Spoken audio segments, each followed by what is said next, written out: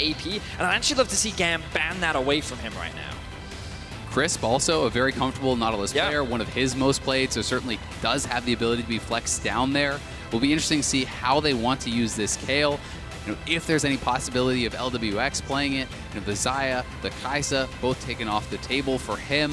And those are kind of the big priority ones at Worlds thus far. But Lwx, his most played was actually Lucian in the LPL. They use this very, very heavily, so if they wanted to go a bit more aggressive on the bottom side, and they want to put the Nautilus down there, as Vedius is thinking, then Lucian could work really well, but it does actually get banned out alongside the Ezreal. So really trying to target some of the options that were prioritized heavily by Lwx in the LPL. And as you were saying, Azael, I feel that with the Leona banned, it does suggest that this Nautilus will be going into the bot lane because they're afraid of having to deal with it. GAM currently hovering more of a defensive bot lane, and that's to be expected when this team typically plays through the top side of the map. You have Levi, you're likely going to have Zeros playing his very well-known Jayce that he had an impressive performance on at MSI earlier on in the year, and you get to follow that up with Dive coming out from the Galio. Definitely a GAM special of go in, go in, go in, and you can see how it all synergizes together. Lee Sin, Kaisa, Galio, very in-your-face kind of draft.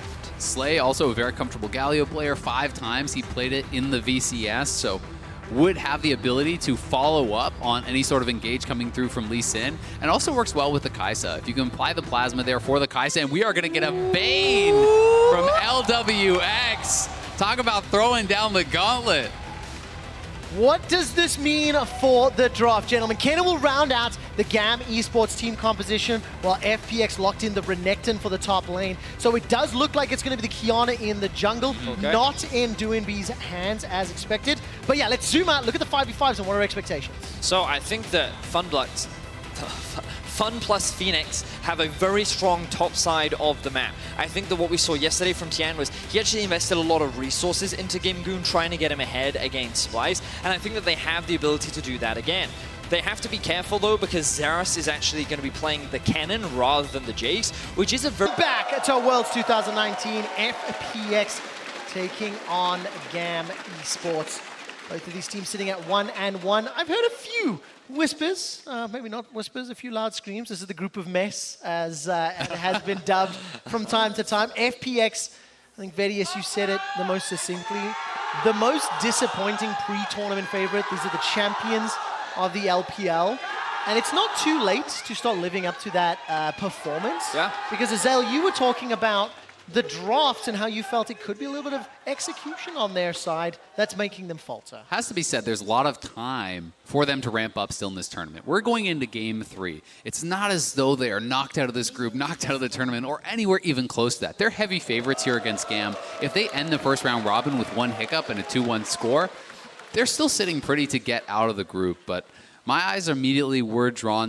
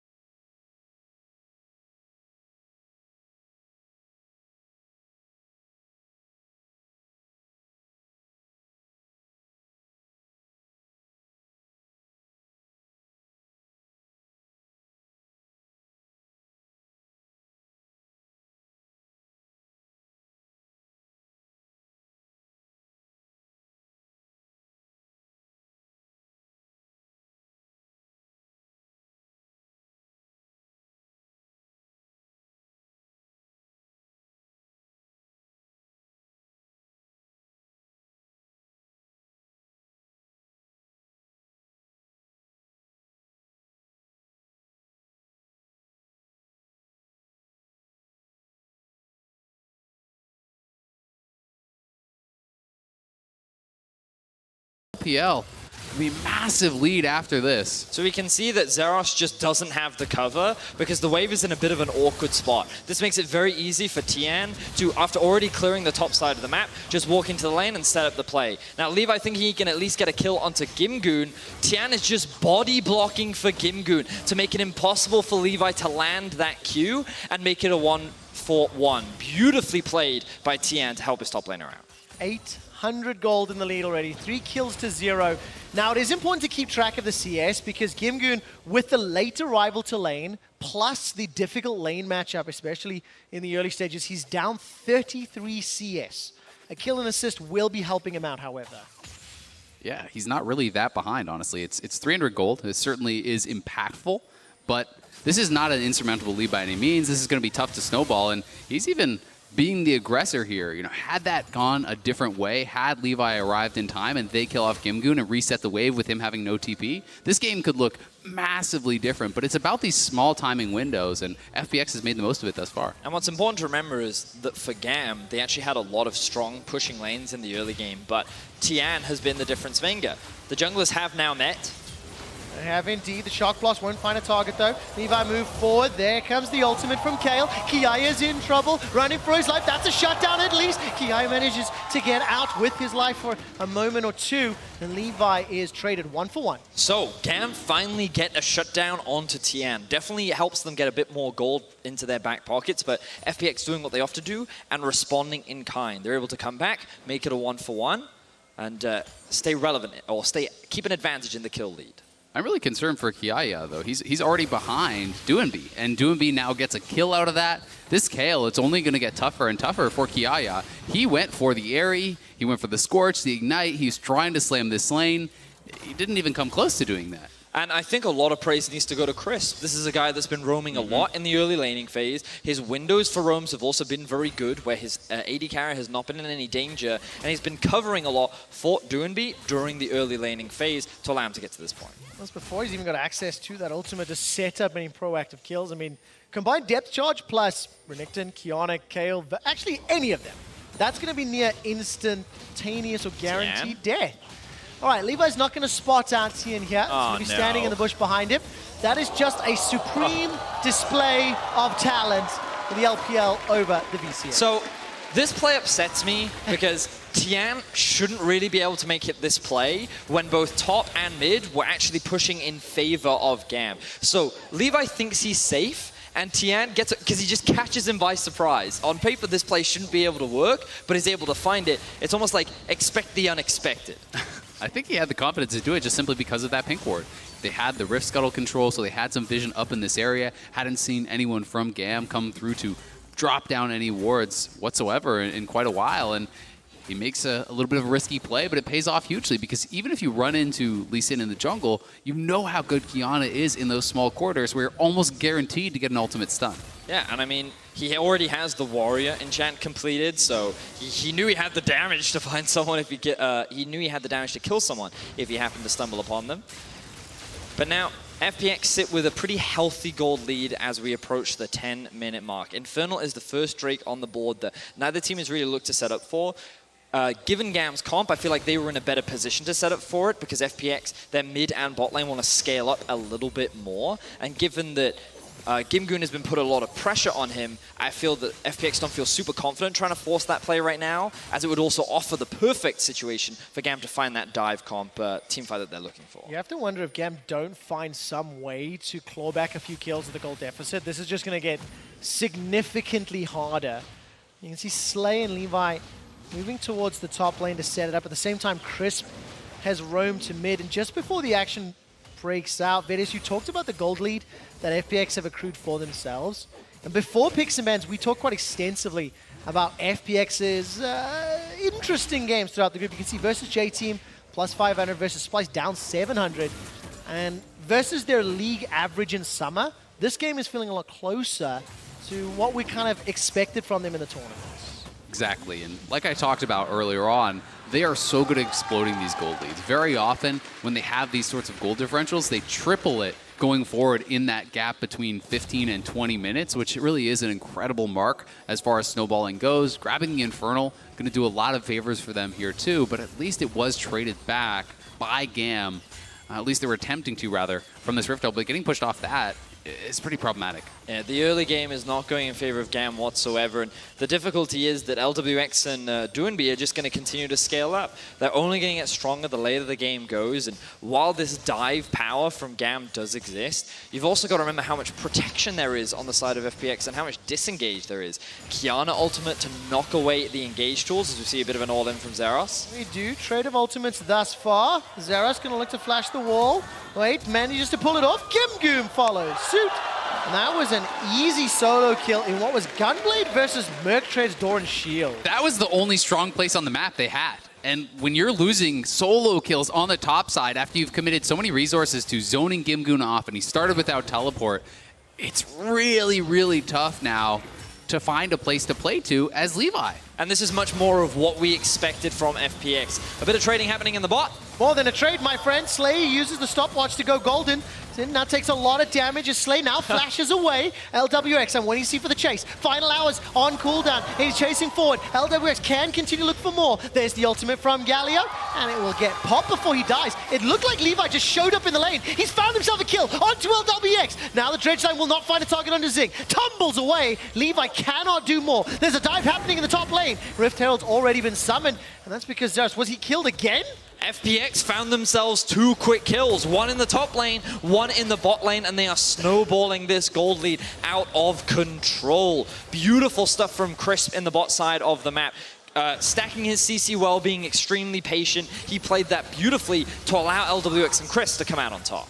While Zeros was walking back to lane, Tian was doing the Rift Herald, and as soon as they saw this fight happening on the bottom side, they easily set up for the dive. Zeros arrives, dies immediately, loses his tower. He's now way behind, and that's a Duskblade this early on after the Warrior for Tian. He can one-shot really anyone on this team. Black Cleaver completed for Renekton. You have to feel Blade of the Rune King is going to be picked up by Lwx. Just so you know, the previous game between SKT and Clutch set the highest goal difference at 15. The record is 5-9-6-1. We're 2 minutes away, and FPX could set the new highest goal difference at 15. That's what I'm watching for. So let's have a look back at this dive up into the top lane. Renekton just tanking the... oh, wow. Welcome to League of Qiyana. Yeah, thank you for trying. It was just a disappearing act, really. So the hook initially comes out from Crisp. He then chains the CC to try and shut down Slate. They buy a little bit of time, but then look at what Crisp does next. He's waiting for this minion to fall, and his eyes are actually set onto Zin. And then they're able to force him back to force Slay to then provide peel. Levi's then way too late to the fight, and he ends up dropping as well. It was good presence of mind from Lwx and Crisp also to just engage in what was a winning 2v2 instead of retreating back into Levi and what would have been that 3v2. Taking a look, there's a couple of plates still available in the bottom lane, but they're going to time on 8 seconds. I didn't look at the timer first. One tower already secured by FPX. Crisp and Tian now moving forward. That's an auto attack connecting on a Slay that holds him in place. Condemn will also lock him against the wall. And the supreme display of talent. 5, 1, and 2. The Duskblade of Drakthar and Warrior is doing work. We turn our attention to Doinb. Oh, man! Kiaya and the rest of GAM Esports may just be magicians because they are vanishing before our eyes. You asked about the gold lead record. I think we're going to pass it. FPX are just running over the map. Tian is everywhere, making it look so easy on this Qiyana to pick up kills. And you can just see how FPX play slightly differently from SKT in that they are grouping and they are diving. They are overforcing these fights, and they know they can get away with it because of the massive gold lead that they have. They are not at any real risk here because, look, see on the minimap that Doinb does have pressure on the bot side, and even if he doesn't get this kill for sure, Crisp is going to be there to help support him. And he doesn't need him, though. He ends up finding that kill. Yeah, there was really no danger for him. Had the ultimate, had the flash, and that is just a Gunblade to set up for the Q. Q-Max, of course, with this AP build. He is massively ahead of his lane opponent now, closing in on a 2,000 individual gold lead. But it's Tian who's the richest player in the game, and he's so far ahead of the pace that he really, anyone he gets onto is just dead. Man, unbelievable. So just confirming, of course, that FPX did break the at 15 record. It is technically second of entirety of Worlds. There was one gold lead in the plains that was higher. And it looks like Zin's in trouble. It was a good flash pretty quickly on. What is but this you're not champion? going to get away. I mean, 6, 1, and 2. It doesn't matter what champion you play, you're going to look like that. Doinb's able to flash away. Divine Judgment keeps him alive a few seconds longer. He got one additional flash out of it. That's at least a kill back for GAM. I'll give you any assassin that's 6-1 and 2. Touche. I'm not giving you the Janna one-shot. Yeah. The Flash W. Yeah. Maybe if you get a Howling Gale fully charged, Okay, right? yeah, Maybe. But yeah, any assassin at 6, 1, and 2 will look like that. I mean, the Duskblade is already completed for Tian. He just straight up one-shot Zin. And while GAM are able to at least find a pick back onto Doinb, it's going to do very little to swing this game back around. They're going to have to keep finding these picks. They're going to have to find a miraculous team fight in order to swing this game back in their favor. We'll see. You just laughed at the possibility. No, it is. Anything is possible, but when you I'm just look telling you, the only way they come back Yep. is if they find a Yep. miraculous team fight. No, there's no doubt about it. And the odds of that happening with a Kayle, Qiyana, Vayne are Very low. astronomically low. And the thought that I've had in my head, which we'll get to in a moment, Dangerous. is that's a dash backwards. Depth charge will connect onto one. Tian's moving forward. Doesn't even hold on to anything else. I mean, the ultimate came down, and with the help of Doinb, just easily picks up another kill.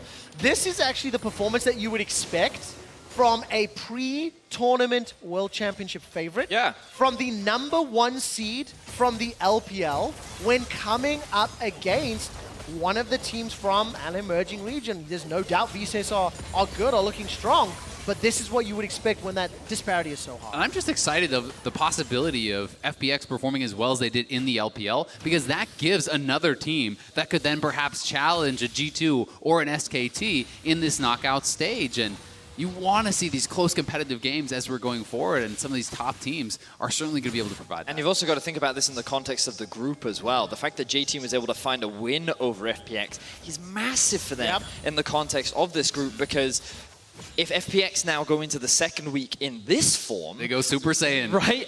And so Splice are going to be beating themselves up over the fact that they couldn't find that big win over FPX, because if they play like this, FPX is going to look even stronger going into week 2. Yeah, absolutely the case. And 18 minutes in, just shy of 10,000 gold up, 10 kills more than GAM, 4 towers to 0. Baron hasn't even spawned yet, and look at where FPX are pushing into the jungle. There's no Dragon up, there's no Baron up.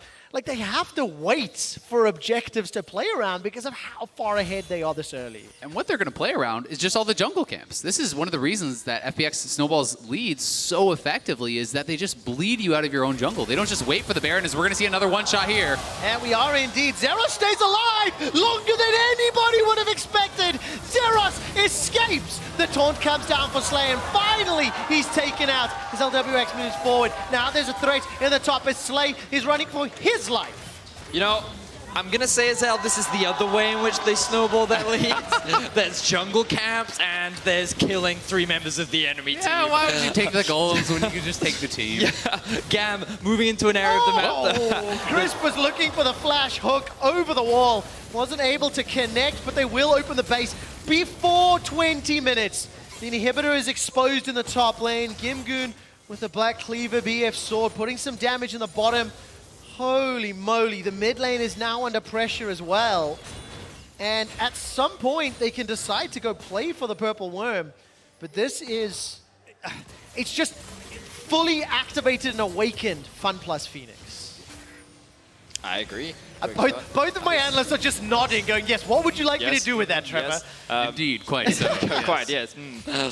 The biggest thing for me is you step back and, you know, we talked about the impact this has in the group with FPX waking up, and now every other team is watching FPX going, oh, bugger. We really were hoping for the 2 previous days' team to show up, and that's definitely not the case. Yeah, I mean, it's one of those things, though, where you have to say, it's only one game. Yeah. You know, and they've got more evidence of having poor games than they do good games so far. And I think that one of the big things was that you gave Tian a jungler where he was able to have a very high impact on. So I think that Crisp and Tian together have had very strong performances in this game, which is definitely important for the team. But I also think the biggest takeaway here is don't give FPX Qiyana, because I think that when they get their hands on this champion, they found a very easy way to snowball the game. The Qiyana has been huge, but I'm also just kind of terrified of this performance from Doinb.